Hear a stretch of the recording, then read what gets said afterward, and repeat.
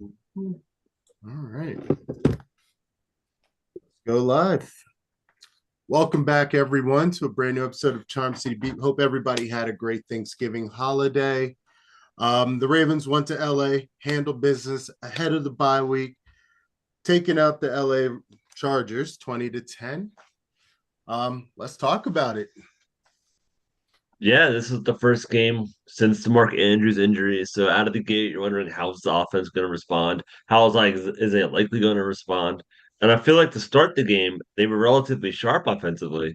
Isaiah Likely was involved, all the different receivers were involved, different running backs were running, and then it just kind of faltered off, and the whole game was just survival mode at that point. Like, are we going to score enough points, or are we going to suffer yet another embarrassing loss where we just couldn't score enough to win, and we gave up points to end the game. They survived. They won. Yeah. No, yeah, I mean they did what they had to do in their first game without Andrews. Yep. Yeah. Isaiah likely stepped up enough. Person really stepped up, Zay Flowers. Definitely a breakout game for him. 2 touchdowns on the game. Great job for the rookie. Did not realize statistically wise, he's up there with Jordan Addison, who is one of the best other rookies right now, rookie receivers. So hats Addison up just has to the him. touchdowns. Huh? He just has the touchdowns over Zay. Yeah, he doesn't. Guard wise, they're fine. Just Yards, they're even when it comes to yards, like literally even. Um, yeah, no, it was definitely an interesting game. Like you said, started off very hot, and then I don't know. I don't know. Couple of bad decisions, which we will likely get into. But Lamar Jackson wasn't as sharp as he has been. 18 for 32, 177 yards, 1 touchdown, but no turnovers. That right there alone, that's awesome. You're not turning the ball over. That yeah. our all pro left tackle did have another fumble caused by that. Luckily we got it back. Yeah, but no turnovers for loss. So there you I go. will say that if we would have had a suffered a loss, I think we would have lost this football game. It was that close. I mean, there was literally no. We forced 4 turnovers and got like what 3 points off of it. Like that's not That the was best. frustrating. It should have been a blowout. And I am confident that come playoffs, when the chips are on the table, I do think we will turn those into points, hopefully. Yeah. Because right now we're just not, I think it has to do with it seems to be the worse the team, the worse we play. And like the Chargers are one of the worst teams in the league, so then we play like garbage. I wouldn't be surprised if we put 40 on the 49ers. Wouldn't make any sense, but I bet they could do it. Wouldn't make any sense at all. But if it happens, I mean, what are you talking about? It makes perfect sense for how the Ravens play this year. What do we do the other two NFC leading teams leading Yeah, their division? sure. yeah, The only difference is we have to go to them. Yeah. true. No, I straight up, like you said, we need to turn turnovers into points because you're not winning a Super Bowl unless you do that. The reason why the Eagles are so great is because they make shit happen off of turnovers. I mean, every team you look at around the league, that's great right now, except for the Ravens, funny enough.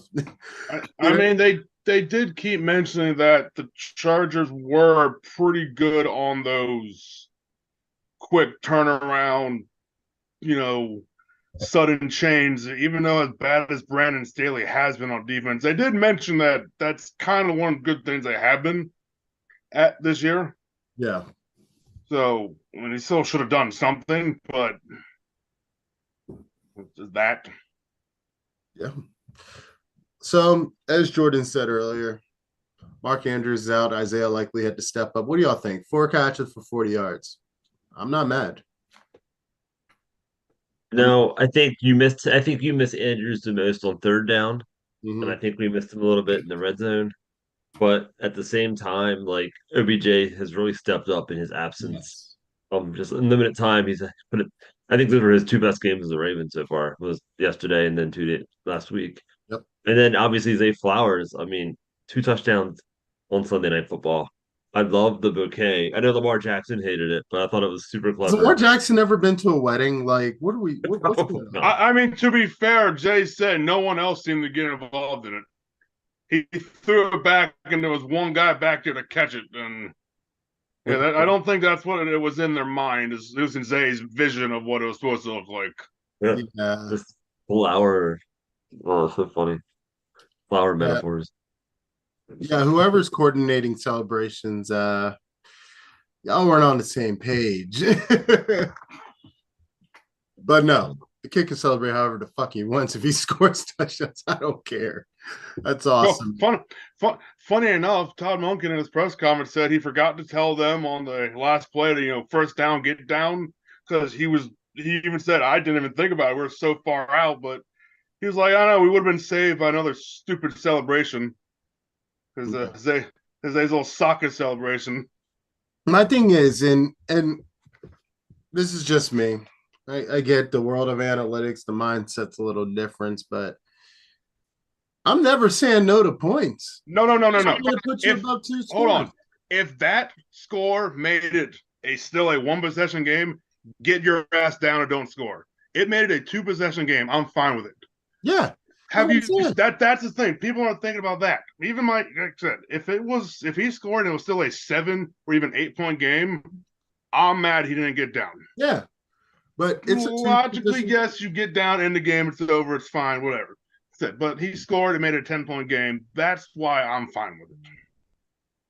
Yeah, exactly. I don't see a fucking issue with it. People are gonna fucking complain. If there's one thing you know about Baltimore fan bases and apparently players and coaches, we're gonna complain about something. No, congrats to the kid. One rushing, one receiving touchdown. That's awesome.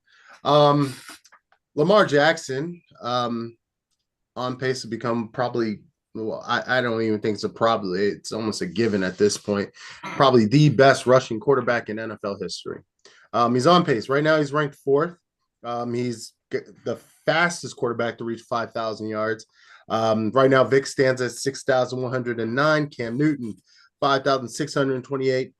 Russell Wilson still playing, 5,232. And Lamar Jackson right now sits at 5,011. And that's in 84 games.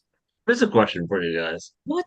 Super Bowl or no Super Bowl, is he a Hall of Famer because of just how his trend, how different he is, and just what he brings to the table, and how like historically of a game changer he is? Because I do feel like in some respects he's changed the way the quarterback position is played in the NFL. Everyone wants a Lamar Jackson in some way or another, and even if he doesn't win the Super Bowl, I think he's going to put up some ridiculous statistics when it comes to being a dual threat quarterback. I think when all is said and done, yes. Let's look at quarterbacks who are in, the Hall of Fame. Let's talk about Dan Marino. Never got a Super Bowl. He's there. I mean, there are quarterbacks who've won. I'm trying to think of a couple of other quarterbacks that have never won a Super Bowl, but no, I don't think it is going to be the end all be all. Since Lamar Jackson has joined the NFL, players like him, hybrid players, have become the norm. DJ Stroud, Bryce Young, top of the draft this past year. Just to name two in the last couple of years that we've seen coming. Justin Fields plays Monday Night Football against Dobbs, another scrambling quarterback. I feel like there's two more examples of guys that I think would not be playing football in the NFL today if it was not for Lamar Jackson. Those are the type of guys that would be forced to turn into receivers. Yeah. Hell, even baby Yoda Kyler Murray out in Arizona. Yeah, exactly. He never would have got a shot. He would be playing baseball right now. I think at the very least they would have been drafted much later than they were. And I think even Lamar Jackson was taken late. But I think he showed he won MVP a year later. I think that showed the NFL world like, hey, you can really change, you can really run an offense with these guys and be good. And then I look at like Justin, Hurts. He's like literally like Jalen Hurts is more along the lines of he's not so much Lamar as he is more like a Russell Wilson. But I think that's still like that hybrid quarterback. I mean, that's literally the NFL right now. You can't be a quarterback in the NFL unless you can move your feet. Yeah. I'll be straight up with you. The way the NFL is built today, you have to be able to run.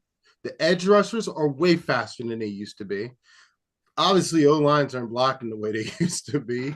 And again, you have linebackers who are virtually oversized safeties most of the time. It's a much faster sport than it was in the days of Tom Brady and Peyton Manning. This is a completely different era. Pat Mahomes, again, he's probably more of a passing, leaning hybrid quarterback. But again, he can still move. And his athleticism, while it looks weird and awkward as hell most of the time, it's effective. And I'll say you can tell he is like walking that thin line. Like he gets damn near hurt every football game. Like, and I feel like it's because he's just not fast enough That's to not. play the way. And so like he's very, very, very good. But if he was like a tad slower, he would be like knocked out every game. He's Yeah. not the biggest dude. Yeah. I mean, you have Josh Allen, who essentially is the Buffalo Bills running game, and also the reason why they turn the ball over more times than not. Jesus. That's a fantasy football conversation later down the road, but whatever. Again, I can barely think of a quarterback nowadays out now that doesn't run as well. And that is attributed to Lamar Jackson. I will say that without a doubt. He's revolutionized the game straight up. And I think if had Michael Vick not done the horrendous things that he did and he didn't lose his prime to prison, Easily, yeah. he'd be in the Hall of Fame. Yep. And he might echo in. Because I think he just was a game. He's a what the word is it? He transcended the position. Yeah. And I think Lamar Jackson took that torch and is finishing the job. And I do think that not even being a homer here, Lamar Jackson will win a Super Bowl someday. I think the Ravens are just too talented organization to just like let that opportunity slip away. Like you saw with Wilson and Reed, they finally got it. Yeah. Took them their entire careers. And I think that one of these years it's just magic's gonna hit. And hopefully it's this year. They're just as good as any team in football, but the defense certainly can carry them. Yeah. Yeah. No, I mean, speaking of the defense, and we'll get back to offense in a second, but speaking of defense, only 10 points. That's great. That's great. 279 yards of total offense allowed, forced four turnovers, 3 fumbles. Smith had 1, Queen, Clowney, and there was 1 interception by Millette. 3 more sacks again. You know, I think it's I feel like it's almost like where we at with the Orioles earlier, this year, where we were wondering, the question was there, is this for real? Yes, without a doubt. The Ravens defense is for real. This could very well go down. This grouping, as long as they can stay together. Again, I know there's a lot of pieces that need to get paid, but I think going forward, this is a solid defense, man. This is going to be one of those historical Ravens defense, I think, coming down the road. People are going to remember this team. Even without Marlon Humphrey, again, I always look at it, Marlon Humphrey is one of the best corners in the NFL, in my opinion. And even though these injuries have kind of slowed him down this season, the rest of the team has not. The rest of the team has stepped up where, he kind of left off. I mean, look at Brandon Stevens. I mean, he's solid right there. Kyle Hamilton, easily one of the best, if not the best safety in the NFL. Let's talk about it. Come on. The kid's out there. He's doing his damn thing in his second year. He's virtually halfway running that defense with Roquan. That's what we need. That's awesome. That's leadership. Yeah, and then you bring guys like Van Noy and Clowney. Clowney literally is 2 sacks away from his career high, which is mind blowing to me. Metabuke is the first Raven to have double-digit sacks since Terrell Suggs in 2018. Like we're talking about career years with a lot of different guys always having a career year. He's finally put the pieces together, and you combine that with guys like you said, Stevens, who I think has been playing at a Pro Bowl level since he's come on. And then you've got Geno Stone. We forget about him. He still leads the NFL interceptions. But then to your point, Kyle Hamilton just is that rock. You can do all of everything you need from him. And I think you're looking at a Pro Bowler in his second year and probably gonna end up in the Ring of Honor when it's all said and done with him. 100%. Yeah. But back to the offense for a second, because gotta talk about who I didn't even realize he was that productive, just because when you're watching a game, you really don't take into account how much is going on. But Keaton Mitchell once again showed off his quickness. 9 carries for 64 yards at 7.1 yards per carry. 2 catches on 25 yards. And, there's still questions out there. Should he be getting more opportunities? And I'm thinking in my head, He accounted for 11 touches, either receiving or rushing. That's still really good because they use him more instead of Justice Hill, who Yes. usually, yes, that's true, but his production is still solid for an undrafted rookie, bro. That's awesome. That's awesome. Yeah. But it's not like Justice Hill didn't run well yesterday. Like Justice No, Hill he did pretty ran good. so well, and he wanted that touchdown so damn badly. And then obviously, I think our third running back, Gus Edwards, is just like I think he's the one who need the feed to get going, and by the fourth quarter, he'll start crushing you. But Keaton Mitchell's like out of the gun, just firing on all cylinders. I think as a unit, it's incredible. I do think they should give Mitchell a few more of those carries, and maybe they give the Gus and to Justice Hill, Hey, probably even Lamar. Mitchell technically started. Yeah, he They did. listed Gus when they did the starting lineup, but that first plays was Mitchell. It surprised me because I kept saying I figured Gus was still going to start the games, but they went out there with Mitchell. I mean, that's also, running back by committee. Obviously, Gus is the face of that running back room, but hey, the workhorse is definitely probably more or less Keaton Mitchell. And rightfully so. Keaton Mitchell is also saving us some draft picks this year because we don't have to look for a running back now. I think without a doubt, we are solid at running back. JK going down, my first thought was, we're about to waste a draft pick on a running back. I know it's going to go down. We need it. And then all of a sudden, here comes Keaton Mitchell. Whoa. Yeah, remix. And I'm not even sure the Ravens knew what they had in Keaton Mitchell. I think they knew he was a good player. They obviously know his father, but I don't think they expected anywhere near this, which is literally like overnight fantasy football sensation because of what he did for a couple of weeks there. I think he just kept it going. And he's going to have another big 2 or 3 big, huge runs this year that when the season's all said and done, like, do you remember that run he had against the 49ers? Or remember that run he did against the Dolphins? Like it's coming and it's super exciting. And I'm excited to see the Ravens play meaningful football. Like Chargers are good, but I'm excited for that Dolphins game and that 49ers game, and that Jaguars game, and that Steelers game where it's like this is football. This is amazing good football, and I'm excited for it. These are the games that we're going to need to really test the Ravens, because again, iron sharpens iron. I mean, we're looking at a very tough December. I mean, and that's all finishing off with the Steelers, who somehow they look pretty solid. I mean, They compared put to how up yards, but they still had they were praising. Yeah, we put up 400 yards. I was like, didn't y'all score how many points? They're winning football games. They're winning. That's which is more than the Ravens. It's good for them. They're winning half the time. I have this argument with people all the time because people will complain about, well, Lamar Jackson barely gets over 300 yards passing or barely over 200 yards passing, whatever. And I'm thinking in my head, I'm like, what's it matter? We're winning. They're the best team in the AFC. Like we are the number 1 seed in the AFC. I don't give a fuck what the stat is. The only stat that matters to me is 9-3, number 1. Twitter was very confusing today. You would have thought they lost. How many times I saw fire Harbaugh today? I was like, wait, isn't that supposed to be after that's a lost tweet? What, you all forgot what happened? Anytime you win a road football game in the NFL, especially against a team that I know they had 4 wins, but they were a preseason darling. The Chargers are always a preseason darling. And they're a dangerous team. They've got Herbert, they've got Allen, they've got Eckler, they've got some really good ball players on both sides of football. Khalil Mack. They're dangerous. And so I think the Ravens keeping them to 10 points, I think, is what people should be talking about more than anything. It's like the Ravens have a historically good fucking defense right now. And I think we're just getting going. Like, it's scary that OA is just now getting going. And Hamilton's just getting going. Like, I don't think the casuals truly understand what we have right now.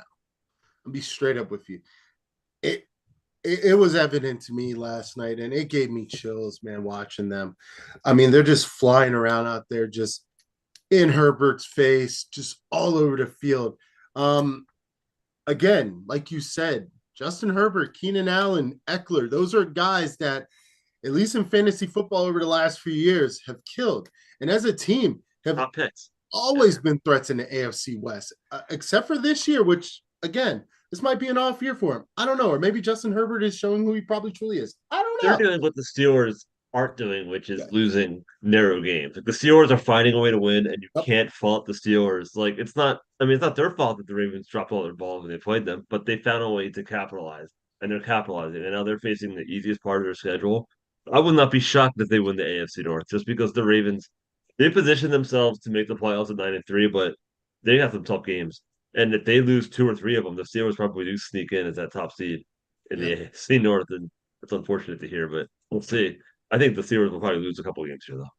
I have No, like I pointed out, the Chargers, I think since Justin Herbert, I was reminded before the game, they're, I think, 30 for 30 and 30 or whatever it is, and have scored 1,507 points and allowed 1,506. Wow. Yes. Jesus. That is how mediocre the Chargers have. Herbert is making me look dumb. I kept saying that the Dolphins made the wrong choice. Tua has proved me wrong, and Herbert has made me look like an idiot for that Well, draft. if you switch the teams, I think Herbert probably destroys in Miami. Well, that's the Justin point. And when Herbert had Herbert first Tyreek came in, Hill and Herbert Jalen had the Waddle, weapons, and he did nothing. That's And Tua true. kept getting hurt. So I and was Mike like, McDaniel, what are you doing? coach is out there right now. So, But yeah, the Dolphins have the weirdest head coach who wears his weird little cargo half pants, whatever the hell he was wearing on Friday. Man. Mikey McDaniel, man. Oh, come on. Who gets our game ball? That's the real question. It's our game ball. Our game ball is going to go to Zay Flowers. And also the defense. I think it's a twofer. You got Zay Flowers, you got the defense, but Zay Flowers, more importantly, 25 yards, 5 catches for 25 yards and a touchdown, plus 1 carry for 37 yards and a touchdown. Just showing off. Kid's showing off. The defense, obviously, without a doubt. Again, going back to Clowney for a second,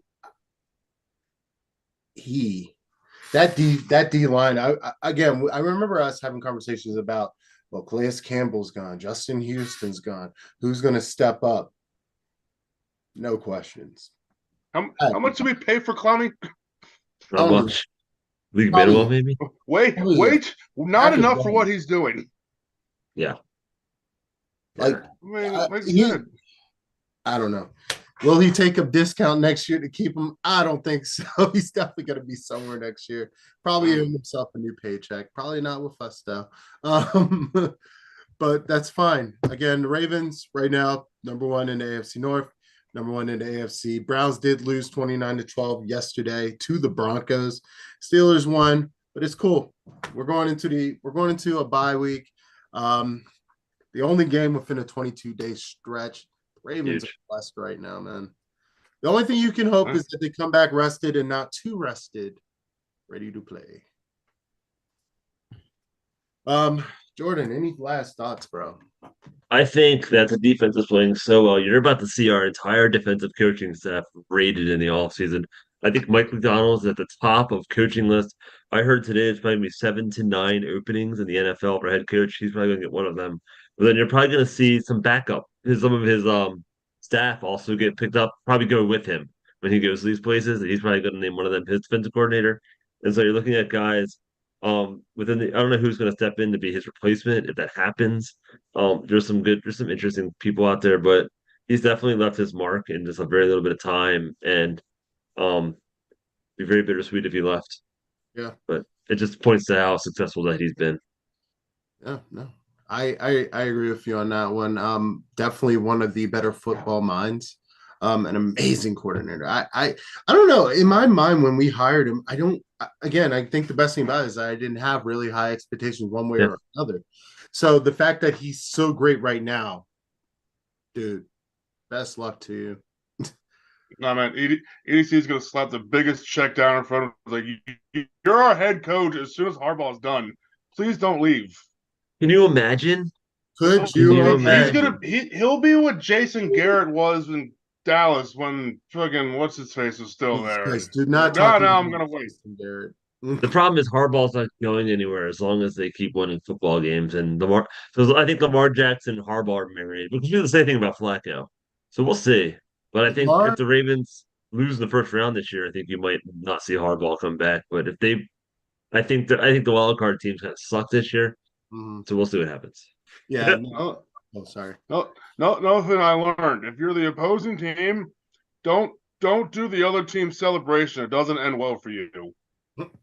Just ask Stefan Diggs after his, fly eagle fly, and then they lost, and Everett over here slapping the Ray Lewis dance after their touchdown, which didn't even give them the lead, by the way. They tried downplaying it. They tried the announcers tried downplaying. Said he grew up watching Ray Lewis. This day, and I was like, bro, come on, he's not doing. Keep our linebacker out your fucking mouth. He's trolling. And also apparently for those weird first downs that we didn't challenge or whatever. Well, the one even I don't know what happened with that one. The second one, they were all thought it was first down. I saw someone send a picture. They're actually the replay of the actual broadcast. The broadcast on the thing said 1st and 10. Yeah. Monken said he looked up all of a sudden, was like, holy crap, what? It's 3rd and they called a play, gets knocked down. Next thing you know, like, wait, it's 4th and a foot now? I would not have called that or gone quick. And as I've said 2 times today on Twitter, it is 2023. How does the NFL not have a ref up in the box for spots with a quick little, that's first down. Drama of it all. I will admit, we might have got away with a couple calls earlier in the game. Yeah. I was, yeah. It was all after that. I was like, "That's a makeup call. That's a makeup call. That's another makeup call." Well, I'm cool funny enough, in that whole instance, the refs also messed up the down marker, so it confused the hell out of LA on the next play. Like, what 4th down? Like, oh yeah, that play counted. Yeah. Funny. No, God, I mean, again, the whole fire Harbaugh. I get that he missed the one challenge. I remember the one challenge. I was like, what are you doing? Well, then also the forward. It was the he was challenging the forward pass and the first down, and then that caused it so he couldn't call a timeout on Tucker's missed field goal. I'm watching that field goal. I'm like, play clock. Yeah. I got up. Why didn't they call a timeout? I was like, oh, that's right. They got one timeout right now. Yeah, the bye is coming at a good time. I think they're mentally fried, physically fried, emotionally fried, and I'm just glad that we could be undefeated. We're 9-3, and I would take it. Let's get rested and come out against the freaking Rams, baby. This bye is going to be hopefully good for Stanley. For a lot of guys, I think Humphrey will come back very healthy. I don't think Linderbaum's banged up. Remember, he got hurt in the beginning of the year. He's probably been nursing something all year. He's been looking a little bit off. Everybody's sort of been off. I will say Stanley will be an end of the season conversation because big convo. Because I've been seeing his main problem. He was a perfect left tackle for Flacco.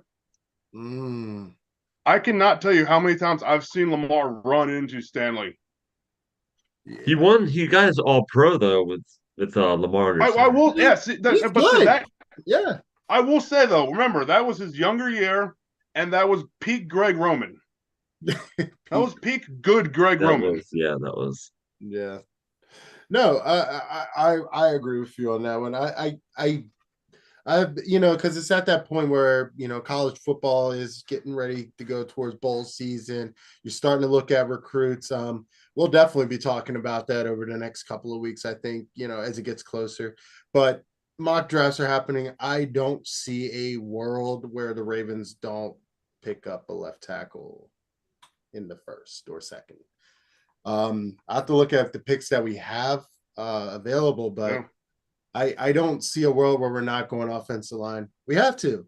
We got the skill player. We finally are at a point where we have skill players. Bateman, you hate Duve, but Duve's there. Zay Flowers, Mark Andrews will be back. Isaiah likely. Mitchell. We have a very solid skill positions. I think we're just gonna have to start beefing up that line again. Yep. I think they probably go offensive lineman and they probably go corner. Yep. Okay. Yeah. I think Marlon Humphrey also. I think those guys, that Stanley Humphrey, those guys that were here when Flacco was here now, I think you're starting to see them. Humphrey's not the same player he was even 2 years ago, and I think that's just he's getting older. and it's a young man's game, and I want injuries to bring catch Peters up to you. back. Marcus Peters.